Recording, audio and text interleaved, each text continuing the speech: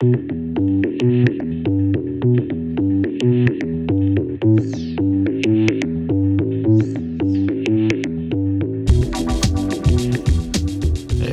everybody to another episode of Lost Like Mike. I'm the host, Mike Gonzalez, hanging out. Thank you for hanging out with me, coming by and visiting. We're almost getting to episode 104. I call every 52 weeks a year. I call it a season. So this is coming up on the third season or third year of me doing this. That's so weird to say. I feel like we've only started doing this, very recently. It doesn't feel like we've been doing it for that long. But, it feels like I was talking to a friend about this recently. I feel like this is like a form of therapy, or that I've consistently done. I haven't done anything consistently for this long. Anything, that I can think of. Well, so to speak, as far as like, I went back to college. I did that. I've worked at jobs for a long period of time. That's what I'm saying. This is like a form of self-care, like of trying to take care of myself and doing something consistently. And so anyway, I made an agreement with myself that every 52 weeks I call it a season. And I think the only thing that I'd like to do right now, coming up on this one, is I would like to have a more of a better background, a better scene, other than just my cow painting. If you're just listening on the different platforms that host this podcast, I think, I don't have a good background. It's just like some guitars. You see the bottoms of the guitars and like what looks like to me trash, hanging off of different things. So, but anyway, I digress. Thank you for coming by and visiting, hanging out for a while, talking about different things. I was telling a friend that this is sort of manifested into sort of to me anyway, like a bit of a video journal of, as much as it is a podcast, of just I think that there should be a category. It's like my podcast is listed under comedy because they have very few. Like one of the categories is health, and I wouldn't necessarily constitute this as healthy or giving advice about health. I mean, I can get into that a time or two, but I'm no authority on that. I think, if anything, I would consider this more of like a cautionary tale at times. But the other categories like mystery or like comedy, and so they could you can go on Spotify, it shows this as a comedy. And I apologize for my voice in advance. I have very little voice, and it sounds like I'm whispering, but I'm not. I have very little voice. I just sang last night, still having those issues, but we had a 4th of July show. We did this 4th of July show on this Thursday night. It was supposed to be just a relaxed Thursday night, but there was a lot of folks there, and it was very strange. I had this one guy, and he would come up and he would just put up his cell phone in front of me, and like it would have the most random requested songs. And the first time he comes up, he shows me, I think it was like it was just like some like I think it was some sort of like R&B song, like an old style, like a Sitting on the Dock of the Bay or something like that, like a. And And I said, well, sure, we'll give it a shot for you. And like, you seem like a nice man. We'll play that request. And then he gives me like a stack of money. I'm like, wait a minute, we're definitely gonna do this song. So I would watch him while I'd be singing, and he'd be looking through his phone and I thought he must just be blowing it off, like he's not paying attention or something. But he was looking for the next song, and then he would run up and he would show me his phone and say, can you play this song? And then sometimes when people give you money, like at a show, you think that they're like it's a deposit. Like, I'll give you $20 and then you owe me like 10 songs. So after he gave me that first $20 or whatever amount of money, I thought, well, maybe he's just coming back to get his full value of his $20 or whatever, you know. But he was like, it was some other random song, and I was like, oh, we could pull that off. And then he gives another stack of cash. I'm like, okay, dude, like, what's happening here? So I would watch him, and every time he'd start messing with his phone, I would tell Vince, my guitar player, cousin partner, I'd be like, dude, he's checking on his phone again. Maybe he's gonna come up and do it.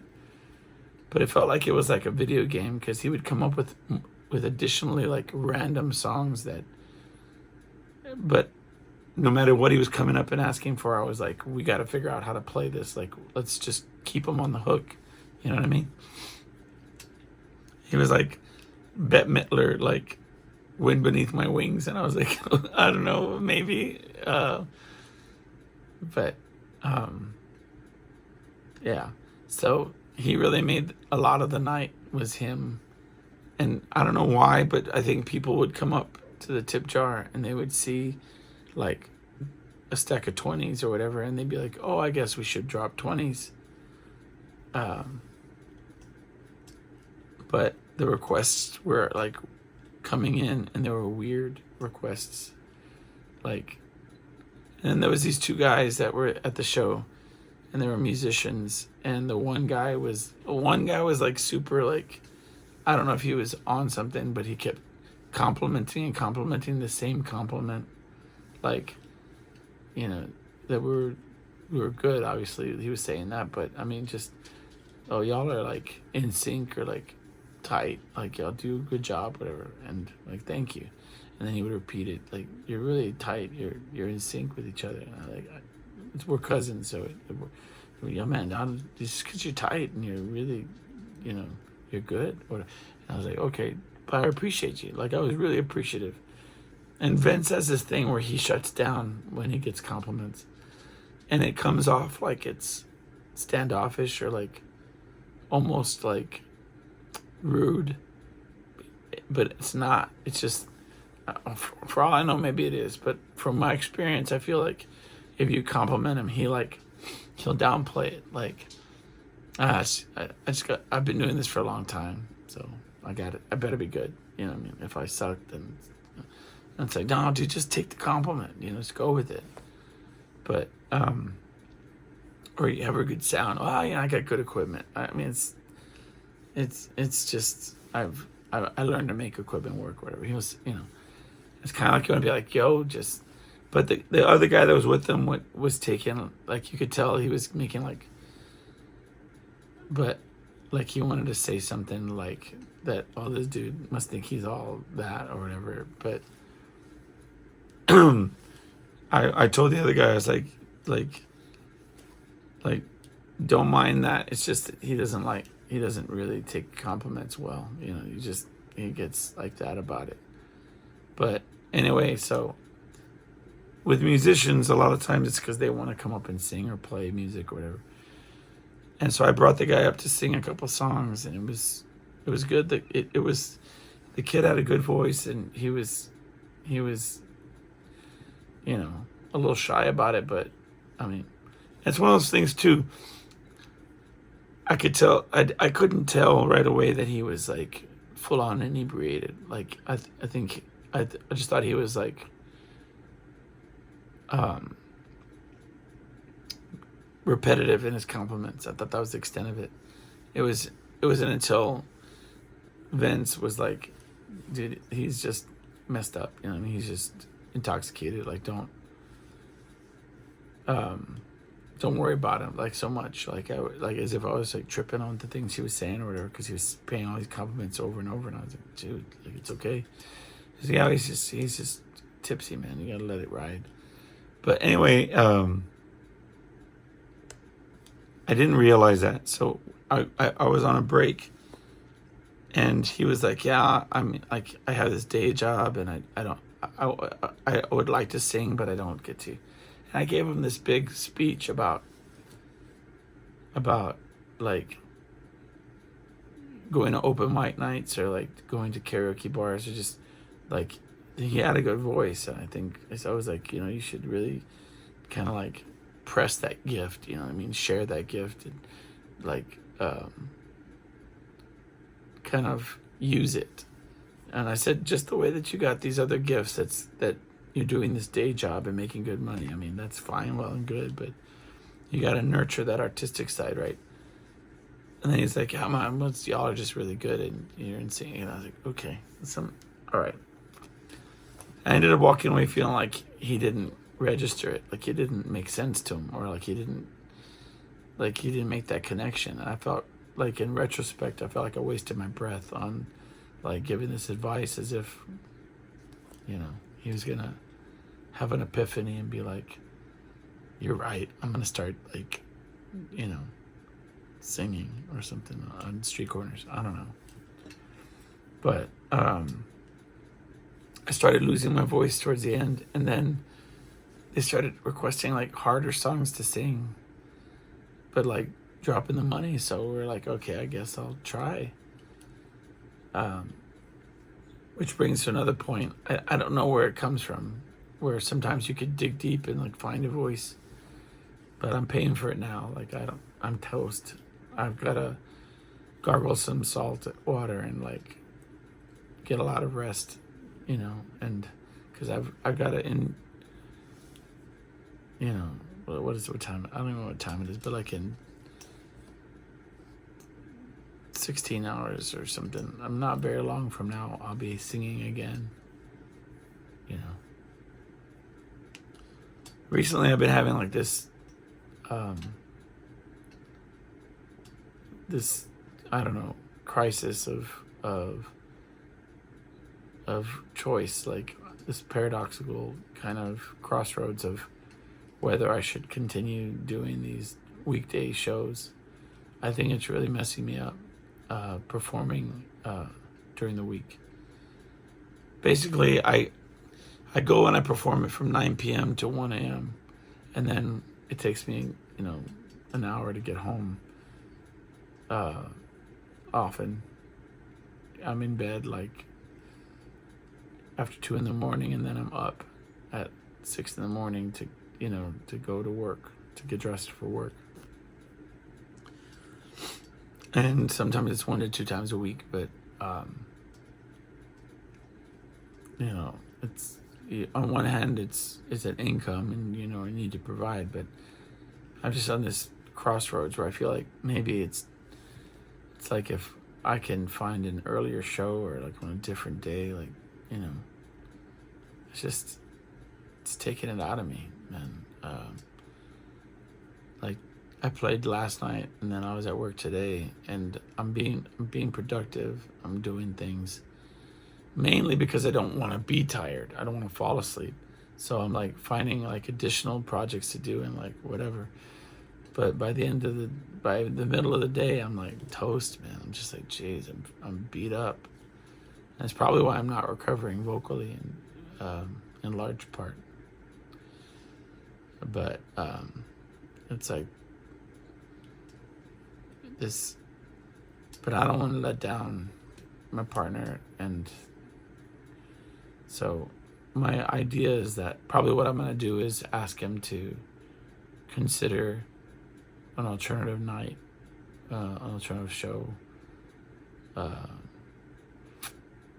drop one of them, and make something happen where we're not doing this all the time at this time of night. And I don't know if it's pulling a strain on him or like it's even impacting him. I don't know. We just don't talk like that. Like,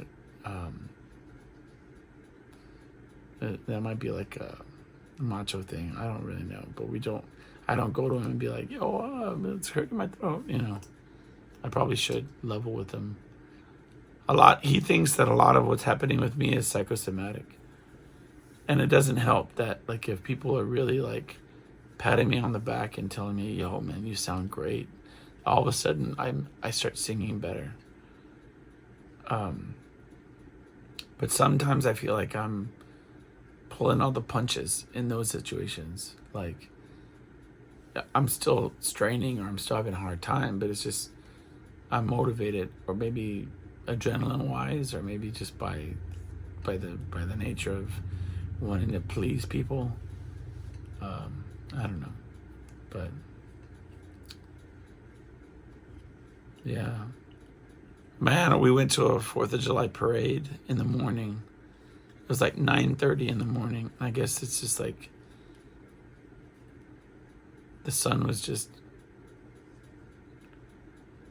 working overtime. Like, just there was hardly cloud cover, and I blame myself because I was telling Julie, I said, we need to bring like umbrellas. We need to bring like something. Last year we did like a canopy or something. What messed it up was like, these giant canopies that they set up. We'd set it up on the sidewalk, and a little bit further back, and then we ended up like providing shade for like all these like families and stuff that we shared the canopy with. But the way that the sun was angling, the way it was angled, like we still were kind of getting a little bit of sun. It just was not like this year. This year I felt like we were cooking out just on the side of the sidewalk. And my daughter, like in the middle of the parade, was like, screw this, like, I'm cooking here, man, like, let's get the hell out of here.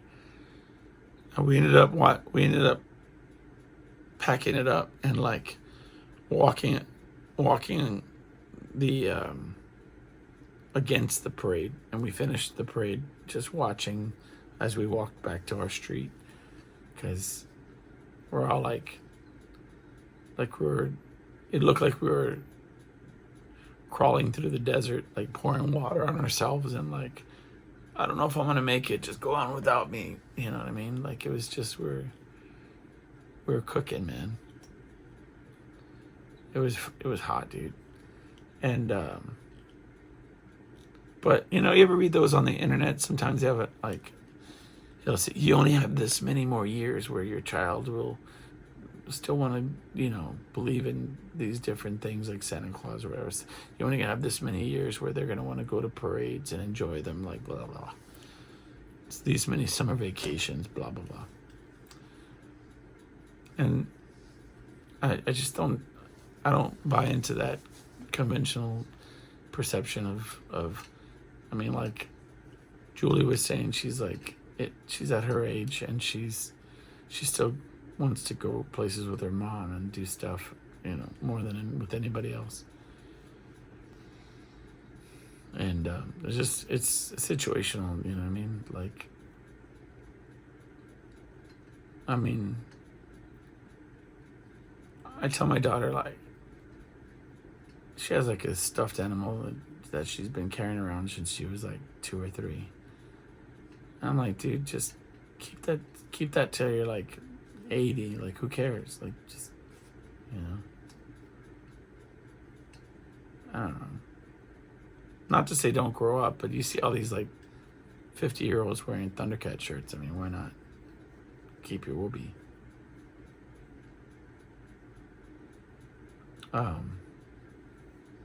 I love Thundercats too, don't get me wrong.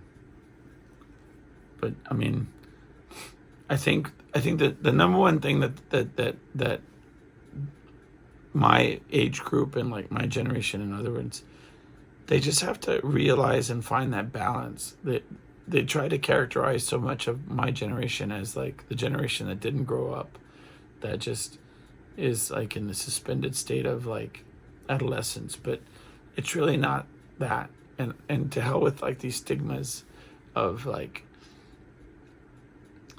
there's this perception that, you know, when you get to, you just like draw a line in the sand. When you get to a certain age, you like become your parents, and like you start, all music's garbage, and it's not like the music when I was growing up, or like you got to trade in like your blue jeans for like khakis and like a button down. I don't, this perception is just, it's ridiculous. But we've talked about this before. I'm not going to get into that. I mean, just the idea of generationally how big of a gap there was when it went from like the 50s to 60s, 70s, I mean, it's just silly to think that. But I think what's not healthy is to say, like, I like all different kind of music, and so many of my generation does. So many of the people around me do, and we allow outside influences to dictate what we're allowed to like and what we're allowed to be a part of, like, that somehow the two ideas are mutually exclusive. Like, you can't like Star Wars and anime or whatever it is and not be a responsible adult. You know what I mean? Like, or that you live living in with your parents. Like, okay, first of all, the economy sucks in such a way that like young people can't easily live on their own. So the stigma or the idea that living at home with your parents and like, fill in the blank, whatever hobbies or whatever things you're into is some sort of signal that you're not a grown up or not, I mean, I work like 2-3 jobs to provide to have a house, right? But I was watching X-Men 97 for a little bit there. I mean, you know what I mean? Or like I was trying to watch some Star Trek to kind of remember my brother and get into his mentality, the one that passed away, you know what I mean? But I mean, I could do that and still be a responsible adult, is my point. And I don't know how I got to that tangent, but I did. It's just it's annoying to me, like, that where all these people want to make this, like, where you hit a certain age and like all of a sudden the things you say and the things you do are cringy because you're old and whatever. I mean, but this is coming from people, recently they were talking about these people of a certain age, and they have the disposable income. They're the ones that can go to concerts and can go to appreciate art or cinema or whatever it is. You know what I mean? Like, it's just a shame that those same people allow, the society to sort of limit what they're allowed to enjoy without feeling like they're not representing their age, right? Whatever. Silly. Anyway, I don't know what made me think of that.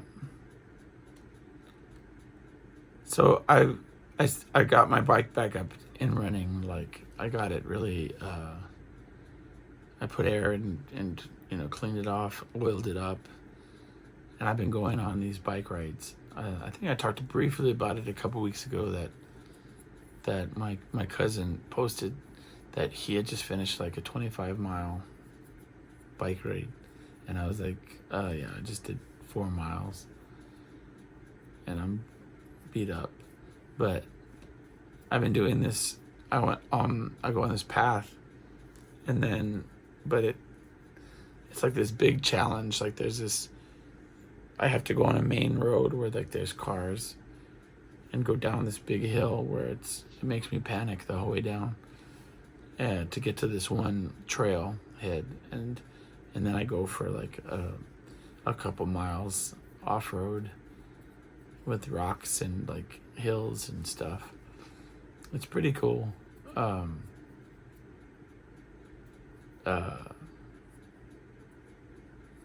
It's really, I don't know. Well, I had a flat tire. I had to pull over on the side of the road and fix it.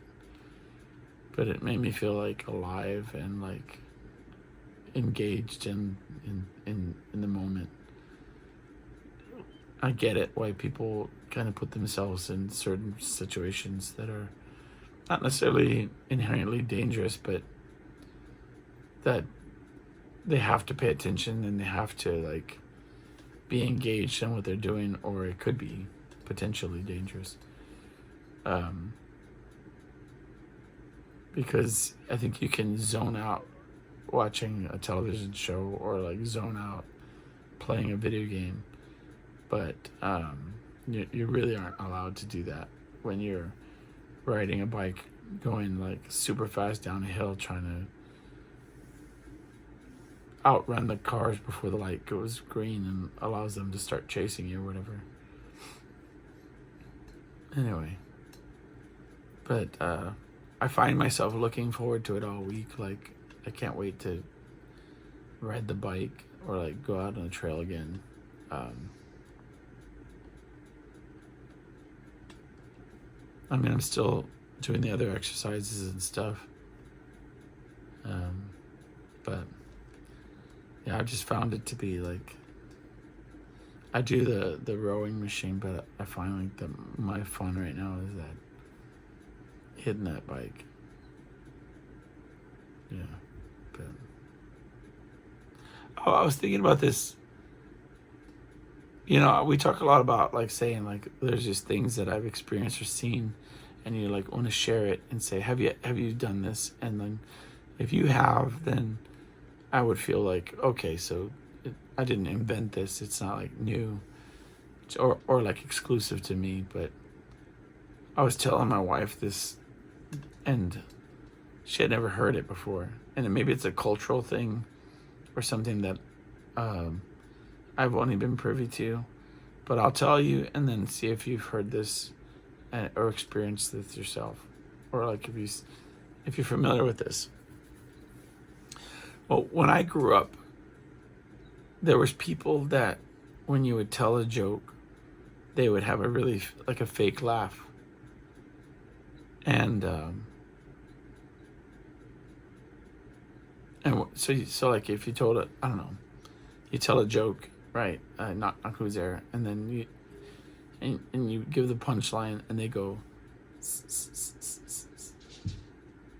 and it's the most disrespectful, like rude thing in the universe, but it's to them it's culturally acceptable.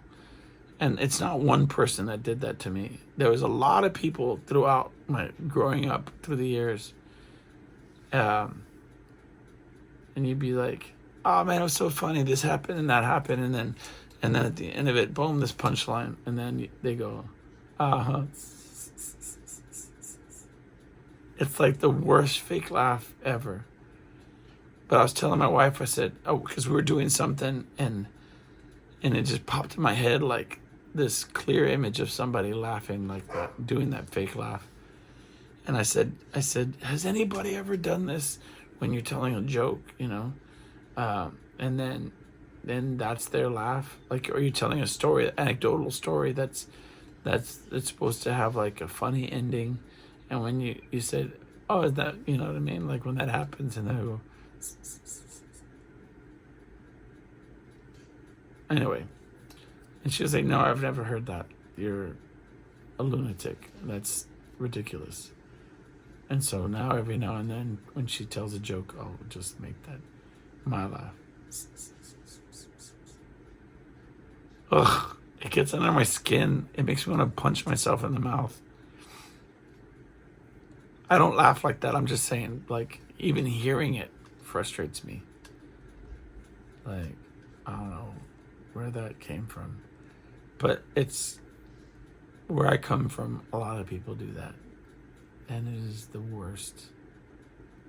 Laughs are really important to me. Like, I don't know. I was recently hearing something about Eddie Murphy saying that he used to laugh a certain way, and that people like kind of turned it into a caricature of him, like, and would like do imitations of him and then do that laugh, and to where he doesn't like to laugh like that anymore. Like he's very conscious of not wanting to laugh like that. But I've hung out with people. I've even been interested in, like, like growing up, I would, be dating a girl, and then her laugh could make or break the whole situation. Like, if I heard her laugh and it was like, oh, gross, what's that? Like, is that real? Like, that shrill, whatever that excuse for a laugh was, I mean, it would really like affect me permanently.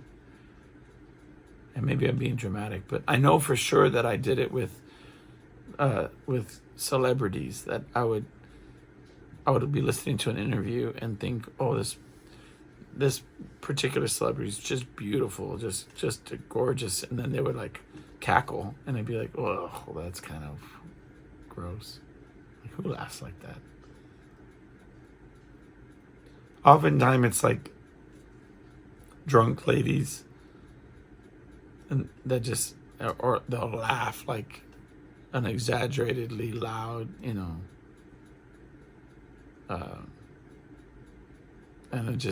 it's sort of like, but then by that same token, you can be doing whatever it is that you're doing, and then like hear somebody laugh and be like, well, that's what I'm talking about. Like, that's a great laugh. Like a laugh that makes you want to tell a joke, you know what I mean? And have it be funny. But I don't know. Laugh. I remember I was one time, like, you can watch, I used to work at a movie theater, and I don't ever tell stories about working in a movie theater. I try not to. But I used to have this perception about watching funny movies, that not just funny movies, but I enjoyed watching movies alone. I just did. I still do. But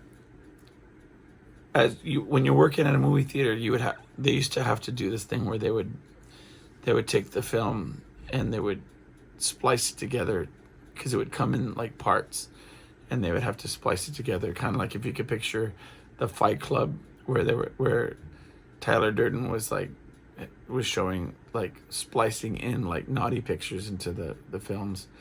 I'm just saying that those are the films, and they would come in these canisters, and you'd have to build them, and then what the projectionist or whatever would screen the movie so that they can make sure that they correctly splice this film, and that there wouldn't be like mistakes, or like they did a good job. And as the guy who held the keys to the theater, sometimes you'd have to hang out and like wait for them to screen it after all the movies were over, so that we could know that it was good. And a lot of times you'd want to do it anyway because you're watching the movie before other people did, So anyway, long story short, this there was this one kid, this projectionist, and he was like, I gotta screen this movie, and I was like, it's fine, I'll hang out. I mean, I wasn't necessarily super stoked necessarily. Nobody. Sometimes you just want to go home. But anyway, he's like, you want to watch it? It's gonna be funny. I said, I'll give it a shot. And I think it was Knocked Up was the movie, with Katherine Heigl and Seth Rogen.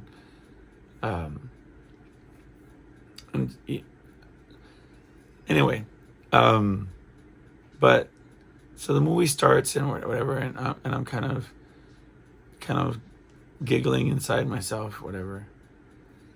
And then this kid, this projectionist, he can't contain himself and he starts laughing. Like, and he has a great laugh and it's contagious. And the next thing you know, I'm crying, laughing, like, and we're laughing, and it's like at a movie that I probably wouldn't even have laughed that hard if I watched it alone. I probably would have been like, I'm just kidding. But anyway, the kid was like bringing out laughter from me, and things that weren't even funny were all of a sudden hilarious because he had a great laugh, and he was like probably high now that I look back on it. But he was being funny just by his laugh, and I could not stop laughing, and it made the whole experience like 10 times better. Like, I can't even tell you. So anyway, it's the power of laughter. My daughter has that with me. I used to do the same thing when I was a kid, where if I had the giggles and I started laughing, my brother would laugh, my oldest brother, and then his laugh would make me laugh, and then it would hurt till we'd laugh until my stomach was hurting. And my daughter could do that if she gets it into her head that she's got this great laugh, and it just kills me every time. But anyway, I had this the other day. And this is probably the last story I'll close out with, but I was downtown, and I needed to get some honey tea. So I went to the Walgreens downtown. And to give you some backstory about the Walgreens, we've been playing downtown for years, and it's a little bit dingy always when you walk in, like the homeless people that are outside, and sometimes there's vagrants and like thieves. Like, I remember I went this one time and they were trying to shoo out somebody who was just blatantly stealing, and they couldn't do anything about it. But anyway, so I went down there to get some honey tea, and when I walk in, I walk at the entrance of the store. They have the line area where the cashiers are at, and they have a kind of like partitions where you go into this line. So you can't really see past that necessarily, because they have these shelving separating the store from the lines for the cashier. But I hear this little girl, and she's crying, and she's saying that she's scared or whatever. I can't, Daddy, or whatever she was saying, something like that. And so as a father, I just sort of gravitate, my attention goes that way. And she's kind of doing a pee dance, like she's needing to go to the bathroom, and they're pretty far in the line, But what I was looking for was abuse, right, or physical abuse or whatever. And so once I knew she was okay, she's got to go pee. I get it, cool. And I go to the back of the store. I'm gonna go get my stuff. I'm gonna go start picking up the things that I need. I mean, and I must have been, I don't know, 4 or 5 minutes. It wasn't a short shopping trip, but it wasn't like right away. But anyway, I go and I get some items that I want to purchase, and then I'm towards the back of the line, and they're like in the middle, and I can't. There's like maybe 2 or 3 people ahead of me, and I see that this little girl is with her sister. And she's looking down and behind her, and her sister's looking at the same thing that she's looking at, and the little girl's bottom lip is quivering, and like she's way crying. She's, and her dad's up at the front, and he's telling the lady, the cashier, and he's saying, and y'all don't have a public restroom. You just don't have a public restroom. And the cashier is very cold and very matter of fact and just like, nope, we don't got a public restroom. That's right, we don't have a public restroom. But roll like a robot, just matter of fact. And so the man is walking his girls out of the store, right, having completed his transaction. And then on cue, a second cashier comes up, and then the two parties that are in front of me go to the respected lines, allowing me to look in front of the cashier area, and I see a giant puddle of urine where the girl couldn't hold it and she peed herself. A part of me hopes that the dad just said, just drop trowel right here and pee, baby. Just let it out. I hope that she didn't pee herself, but by the way that she was crying and the way that she was looking down at that urine with like mortified, just humiliated, I think she did. And as I sat there kind of awestruck, I was processing this information. 3 things happened. And I say that with a quickness because I've reviewed this situation after the fact, like it was like an instant replay camera where I'll start off with that, and I'll say the number one thing that I was conflicted with was how disappointed I was in myself. Because in my mind, I said, I'm going to go up and tell this bitch some stuff. I'm going to tell her, give her a piece of my mind. Because that's ridiculous. Because second of all, this cashier traumatized this child. This whole situation has traumatized this child. The humiliation of peeing yourself in public will haunt her well into her future. I mean, she's probably like 6 or 7. So that she's still in that window where she could be like, maybe justify it in some sort of way, like, we'll get into that later, but to be trying to hold it and to be crying your eyes out and saying, I'm scared, I don't want to pee myself, right? Because now I'm filling in the blanks of what she was talking about when I walked in. And for them to be like, because you have to know that the dad initially said, hey, my daughter needs to go. Can you direct me to the restroom? And the lady said, I'm sorry, we don't have a she said, I don't even know if she said I'm sorry, but she said, we don't have a public restroom. Right. Now I know damn well that they have a public restroom at this Walgreens.